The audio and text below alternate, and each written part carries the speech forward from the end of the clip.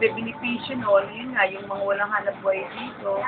Pagkatapos nabibigyan natin ng sila yung nagtitinda, yung kita, sila yung kalahati na sa kanila napupunta. Tapos kung sa 100%, dapat 80%. Oh.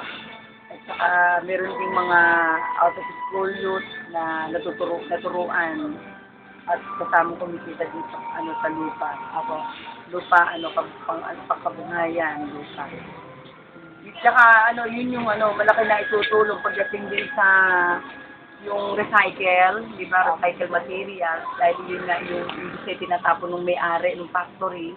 So, hindi na nila tinatapon, binibigyan natin ng ideas kung ano yung mga magagawa tungkol sa lupa.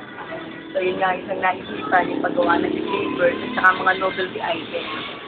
So, yun ang mga naging produkto dun sa paggawa ng lupa.